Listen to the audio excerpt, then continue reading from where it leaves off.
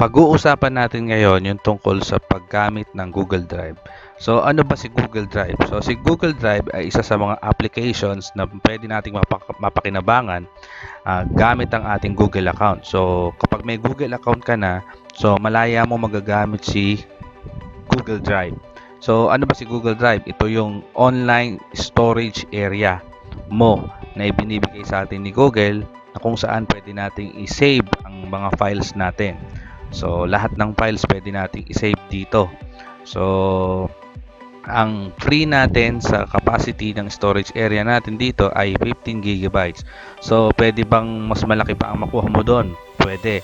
So, kailangan lang natin mag-subscribe sa kanila ng corresponding plan na kailangan nating magbayad ng halaga na dollars para magamit natin yung dagdag capacity ng storage area. So, for the meantime, dito sa ating mga libre na account, meron tayong 15 gigabytes. So, pwede na natin itong masave ng kung ano-anong mga files like yung sa Word documents mo, spreadsheets, Excel, at saka yung mga PowerPoint slides. Pwede natin dito ma-save, maging ang audio, videos, and PDF files, etc. So, almost anything naman pwede nating i-save dito. So, paano ba natin to magagamit? So, unang-una, pag kailangan mo ma-sign in. So, kung ano man yung account na naka-sign in mo, yung kailangan Google account, isa-sign in mo yon.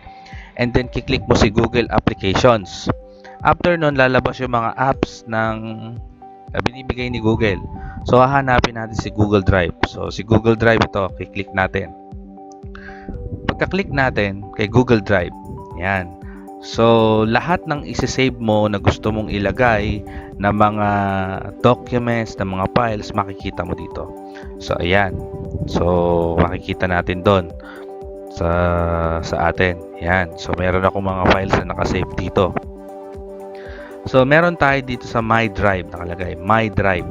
Pag kinlik natin si My Drive, meron tayo ditong new folder, upload files, upload folder, Google Docs, Google Sheets, Google Slides, and many more. Pati si Google Forms. So, dito yon.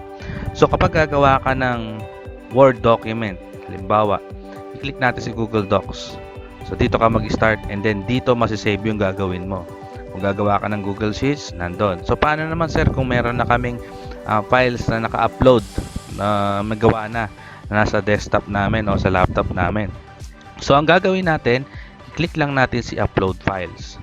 And then, hahanapin mo yung video na yon. So, halimbawa, ang ilalagay natin dito is itong file na audio. So, i-open ko lang. Click. So, ang mangyayari, makikita nyo, magkakaroon siya ng upload.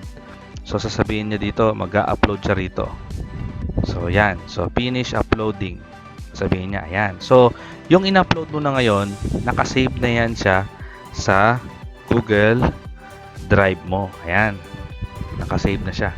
So, ngayon, online, pwede mo siyang magamit. Ngayon, gusto mo itong i-share doon sa isang kaklase mo o co-teacher mo. Halimbawa, test ang ginawa mo, gusto mo i-share sa kanya para isa-send mo. Ang gagawin lang natin dito is right click mo lang yung item o yung any file na gusto mo at may lalabas dyan na ganyan. So, paano mo ngayon?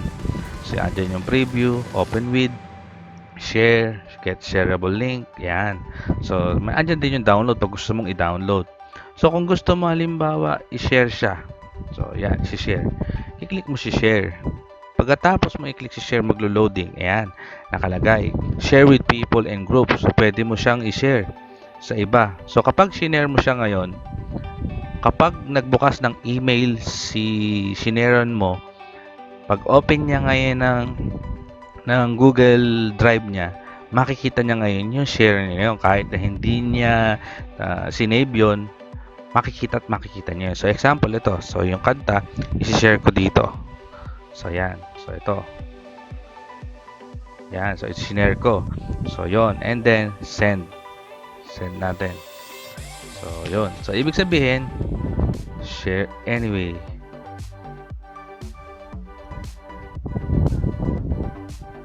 Yon.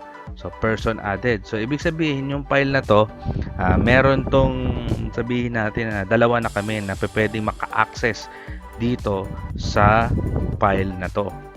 So, ayan. So, ibig sabihin, ito yon. Kaya pala. So, pagka ganun, pwede mo siyang tanggalin pag ayaw mo siya. So, remove.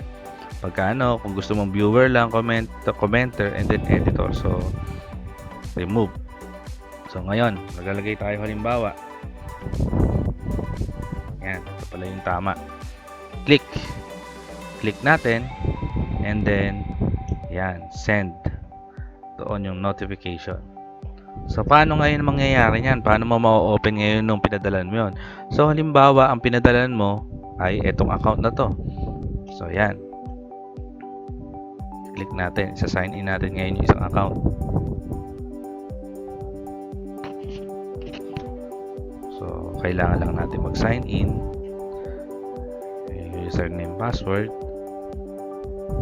Yan. Andito ngayon ako sa Google Drive ko. Yan. Sa Google Drive. Yan. So, nakita natin yung Google Drive. Sabihin mo ngayon, ito. Meron nakalagay dyan. Share just now by Risa Florinda. So, ibig sabihin nito, nagkaroon ako ng access dito sa may audio songs na to. So, paano mo yung gagawin? So, para mahanap mo rin yan, pwede mo makita dyan. Paano sir kung hindi ko makita dito sa may My Drive mo yan? Halimbawa, marami ka ng files. Hindi mo siya mahanap. So, hindi mo siya makita. Hindi mo halimbawa makita yung quick access. So, ang unang-una mong gagawin dyan, sa may left side dito ng panel, makikita mo si Share with Me. So, i-click mo si Share with Me. At pagkatapos, doon, makikita mo ngayon doon yung mga taong nagsishare sa'yo. So, meron ako ditong 2 tao na nagsishare sa akin. So, yung isa nandito. So, lahat ng isi-share sa akin ng tao na ito, nakalagay dyan, nakalist down dyan. So, dito, kung may iba pang tao magsishare sa akin ng file, lalabas yung pangalan nila, and then nakalist down doon kung ano-ano yung mga sineshare nila sa akin. So, ganun. So, ulitin natin uli. So, sign in tayo uli dun sa isa, sa kanina. Yan. Sa Google Drive. So, halimbawa, may isi-share ako. So, ang isi-share ko sa kanila, halimbawa, ay sa My Drive. Ito. Yan. So, isi-share ko halimbawa dito sa is itong registration form ng Quick2 halimbawa. So, gusto ko i-share ito sa isang account ko. So, right click lang natin and then share. After na maklik natin share, ilalagay lang natin yung pangalan na gusto nating makakita.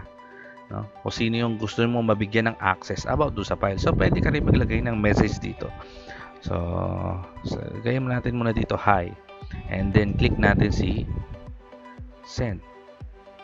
After natin maklik si send, ayan. So, punta ngayon tayo dun sa account na yon. So, pagka-click natin dun sa send, ayan, makikita natin. Meron na namang nag-share sa akin. So, pumasok na naman sa akin yung registration form. So, share with me. Ayan. Tapos, makikita natin, ayan. So, meron ng 2. Kanina isa lang to. So, sir, paano naman kung marami ang gusto kong i-share?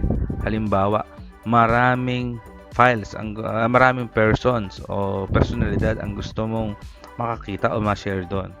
So, madali lang naman yon. So, una mong gagawin sa My Drive, kung ano man yung i-share mo na yon, pipiliin mo lang naman yung mismo na yon. So, halimbawa, ito, si Getting Started sa Google Drive. Right click mo, Get Shareable Link. So, yung link na to, pagka nilink mo to, pwede na itong may nakalagay dito, restricted, department with education, anyone with the link. So, kung anyone with the link ang nilagay mo, so, kung sino man yung papadala mo ng link na to, yung kinapin natin ng link na to, yan. Tapos, pinalitan natin, viewer. Viewer lang, sabihin, titingnan lang niya. Pagka kung sakaling Word documents yun, nilagay mo, viewer, hindi niya ma-edit yon. Makikita lang niya, pero hindi niya ma-edit. Pero kung halimbawang editor, nagpasa ka ng Microsoft Word, tapos yung spelling mali halimbawa, tapos yung viewer mo nakita niya na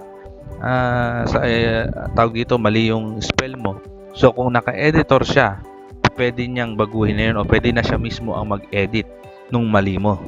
So, ganun.